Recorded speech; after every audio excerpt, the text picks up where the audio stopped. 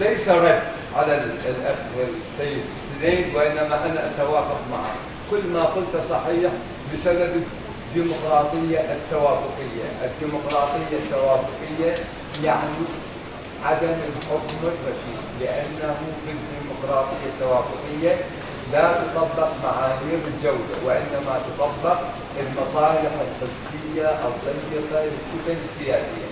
ونعلم وكلكم يعلم الذي يحكم العراق اليوم ليس مجلس الوزراء ولا رئيس الجمهورية ولا مجلس النواب. الذي يحكم العراق رؤساء الكتل، هؤلاء الذين يحكمون العراق، وبالتالي لا يوجد في العراق قرار واحد، بل هناك غياب للقرار وبالتالي غياب للحكم الرشيد.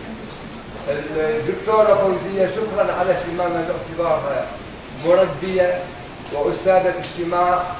المواطنة عندما غاب العراق. أريك فروم يقول لما المؤسسات تغيب المواطن يبحث عما ينقذه، فيذهب للعشيرة، يذهب لرجل الدين، يذهب للميليشيا حتى يمكن أن يحصل على الحماية، لأن الدولة لا توفر له الحماية. التعليم العالي الآن ادفع قسط احصل على شهادة بالتعليم الأهلي، أما التعليم الحكومي لا تدفع قسط واحصل على شهادة.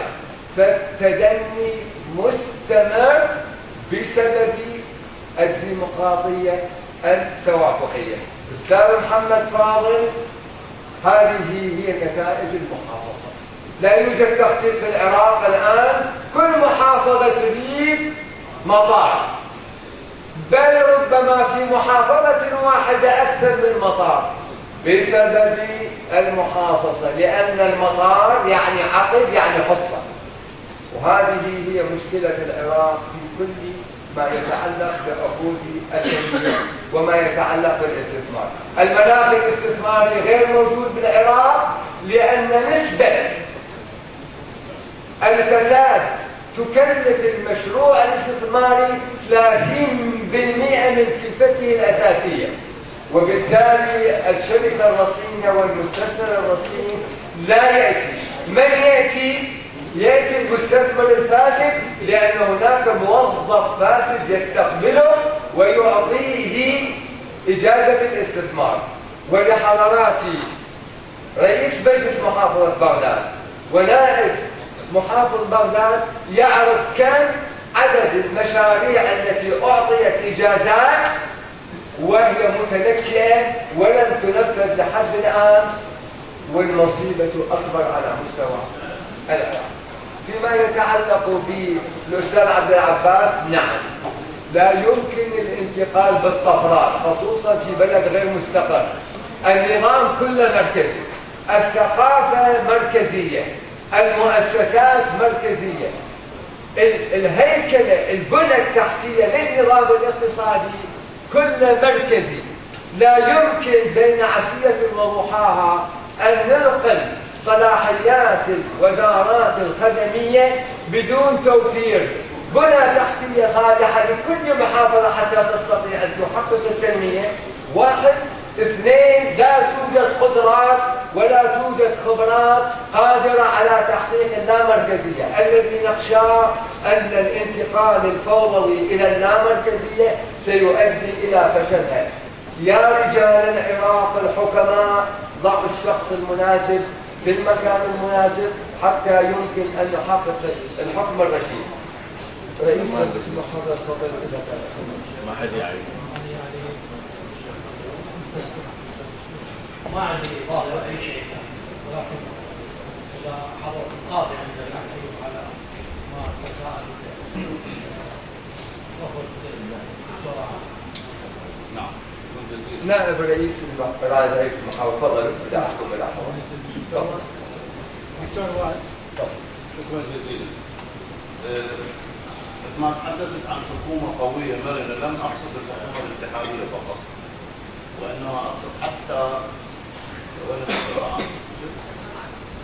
أنا كتبت التعليق يعني وإنما حتى حكومة الناحية يجب أن تكون قوية. يعني الحكومة لو كانت حكومة في الاتحادية يتدرج من الحكومة الاتحادية إلى حكومة الناحية. محافظة بغداد أيضا بها حكومة، مجالس الأقضية كلها حكومات، مجالس النواحي كلها حكومات، ولكن حكومات محلية. هاي الحكومات يجب أن جميعها تكون قوية، لأنه شنو القوة اللي عندها؟ قلنا تاخذ مال وتاخذ سلطة. شنو السلطة؟ عنده قرار، يتخذ قرار إداري، يتخذ تشريع، يتخذ بيان، يعني يعمل، مو بالضرورة يسميه قانون، يسميه بأي شكل من الأشكال كما هو الحال في دولة الإمارات العربية المتحدة. فعنده موازنة كافية طبقا لمشاريعها، وعنده سلطة على تنفيذ مشاريعها. الآن احنا نشتغل بالعقل المركزي بدليل كل المشاريع إذا ما توافق عليها وزارة التخطيط وين تروح؟ ما حد ينفذها. وزير التخطيط إذا وافق عليها وافق عليها. طبعا كل الحكي محاصصات وعلاقات وكذا. أنا أعرف قسم من المحافظين يجون من المناطق الأخرى يسوون زيارات، مرة الوزير التخطيط مرة الوزير المالية، وياخذون. الوزير اللي يجي ياخذ، الوزير اللي حاط رجل على رجل وقاعد المحافظة كل شو ما يحصل. لهذا لا يزال العقل المركزي مهيمن على كل المشاريع في الدولة، وكل المشاريع. أنا عندي دراسة تفصيلية في المشاريع ونسب الإنجاز وأرقام مرعبة في هذه الدولة، بس راح أعلنها حقيقة يعني من خلال البغدادية. كما أعلنت عدد الحمايات اللي كذبوها، عندي بها أوامر تحريرية أيضا. يعني هذا البلد في مصر، فلهذا لفظ حكومة قوية مرنة ينزل إلى مستوى الناحية، حكومة الناحية. اثنين، الكهرباء اللي تحدثت عنها الدكتورة عامرة لا تزال يسمونها يعني دائرية. الإنتاج في كل المحافظات والتوزيع لكل المحافظات، وبالتالي أنا قاعد أستغرب شلون محافظة ما تنقذ بها الكهرباء ومحافظة بها بس الساعات. هذا كله تجاوز على القانون، وكله تجاوز عبر منظومة السيطرة. هذا الفتح والسد والغلق لبعض المؤسسات اللي موجودة، على سبيل المثال في البصر كانت موجودة أيضا في أم قصر، تسيطر تهيمن على كل المنظومة مالت الكهرباء. هل قد نعطي وهل قد نقطع. فهي الكهرباء تنتج في كل العراق، لكن نظامه دائري يشمل كل المحافظات، لكن اكو موظفين يتحكمون في كمية الأطلاق وكمية التوقيت. حتى احنا بال 2003 و2004 بالبصرة كنا نعاني، يعني نقطع مثلا عن حي وننقل إلى حي آخر. طبقا مسألة التوزيع العادل، تروح القاذفات توقف بباب السيطرة، يلا شو سد عن هاي المنطقة وانت هاي المنطقة، بالقاذفات، بالهاونات، بالرمانات، هكذا. طبعا ثلاثة، الأموال اللي يتحدثون عنها، واحنا الآن ما عندنا أموال كما تفضل الأخ الأستاذ. هذا كله سببه ما ادخرنا في أيام الوفرة.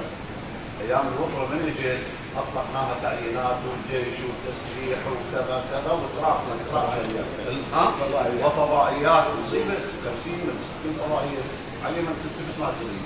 فلهذا الأموال انفقت بدون جوانب إنتاجية، كلها استهلاكية. فلما نزل البترول وقعنا في المشكلة، ويا ريتهم ظلوا واقعين بها، لأنه بس تجي أموال تنفق بنفس الطريقة، لأن أكو فساد في نظام الحكومة. أنا جبت مثل صدام، لكنه ربما ما كملت حتى تستكمل الفكرة عندكم. صدام كان يقترض لعام 71-72 كان يقترض من البنك الدولي. وعندما حضر رئيس البنك الدولي عندنا في مجلس الحكومة قلنا له شنو قصة العراق؟ قال العراق لغاية عام 1972 يقترض سنويا. شو ما حسينا إلا العراق وقف الاقتراض، وكنا نراقب البنك المركزي العراقي امتلك أموال طائلة، فقلنا أي عود ثقاب راح يشعل العراق ويشعل المنطقة كلها، وفعلا شعلنا صدام حسين. منين؟ من الفلوس. صارت وفرة، بالرغم من أنه إذا تذكرون أطلق الثورة الانفجارية سماها في ذلك الوقت. نعم، وكان يكرم كل مؤسسة تنفق أكبر رقم ممكن من الأموال، يكرمهم، صرفوا، لأن الفلوس هائلة وين يوجهها؟ لكن احنا اللي حصل عندنا هاي هي تجربة الدولة الريعية. أرجوكم أن تركزون على مفهوم الدولة الريعية. الدولة الريعية هي دولة نفطية، دولة لا يوجد فيها اقتصاد متنوع ومتعدد، فيها بس اقتصاد النفط. والعراق ضرب أسوأ نموذج للدولة الريعية. ما أخذنا المثل مال النرويج، ولا أخذنا مثل مال العديد من الدول اللي تعزل موازنة النفط عن الموازنة الأخرى. اعطوني ايش قد يعطينا القطاع الزراعي، وش قد يعطينا القطاع الصناعي، وش قد يعطينا القطاع التجاري، وش قد يعطينا قطاع الاستثمار. كله صفر صفر صفر صفر. يعني صعد البترول صار ب$100. يعني تأسسون انتم كل الحكومة وكل الدولة وكل الناس هاي احنا عايشين بقربة افكاركم بما هو. يعني احنا بال 2004 2005 دكتور كمان ما تتذكر ايش قد كان البترول؟ مو $18. 22 والله ما كنت يعني 18 وكانت الدولة ما بها هاي الهزة. بس بعد سنة صار 45 وصعد. ما يخالف بدأ يصعد. فالمفروض هاي الوفرة تصير على جهة، ما تروح تعيينات وكلها تعيينات وفضائية. وهالفضائح اللي تشوفونها يوميا بالبغدادية ما شاء الله صار لها فوق ال6 أشهر أو فوق سنة، يوميا اكو فضيحة، يوميا اكو مشكلة، يوميا اكو سلب، يوميا اكو سرقة.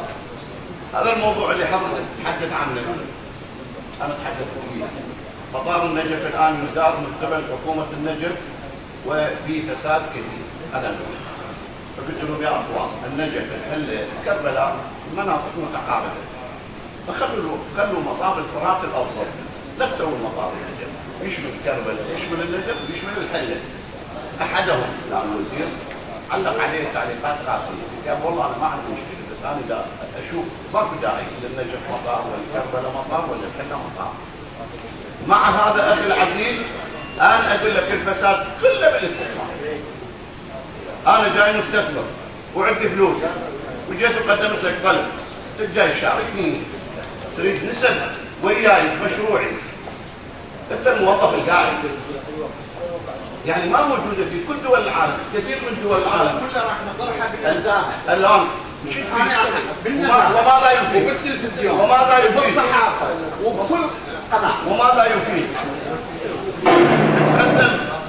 يتقدم مشروع الاستثمار الساعة 8 الصبح، يرجع الساعة 2 ياخذ الإجازة من الشباك الآخر.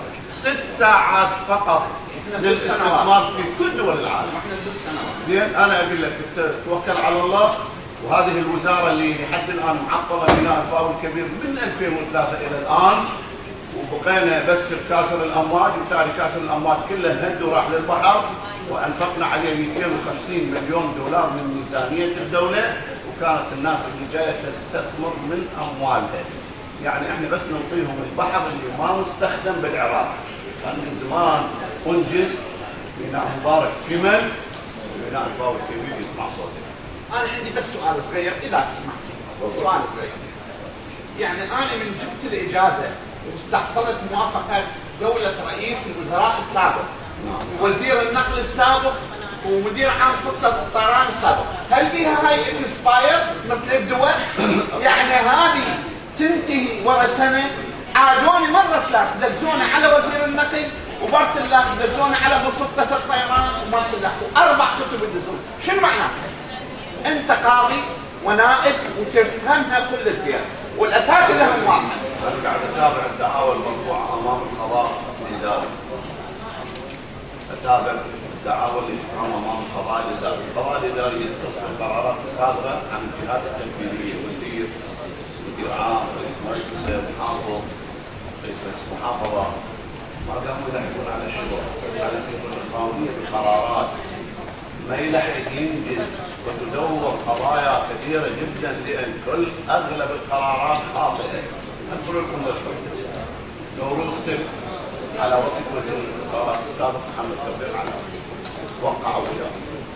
قالوا يلا هذا القابل لازم يمر عبر من الجنوب ويصعد إلى كذا حتى يروح للعالم الآخر يمر لازم يمر بإقليم كردستان. راحوا المفاوضين داخل كردستان قالوا احنا بس شركة واحدة نثق فيها اسمها نوروز تب، تعاقدوا وياها، احنا ما عندنا مانع، تعاقدوا وياها. يعطون كذا مليون للعراق، تتخفض الانترنت في العراق، يربط ويا كل دول العالم بشكل افضل من الحالي. موظفه واحده او مستشاره وغير راح هذا العمل من فساد كثير وهكذا عطلوا وحفظوا. حالوا محمد توفيق علاوي للمحكمه، حكموا غيابيا 7 سنوات.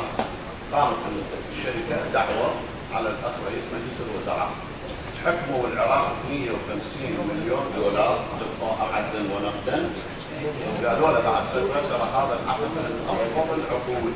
رجعوا على العقد الاولي بعد ان دفع العراق 150 مليون دولار.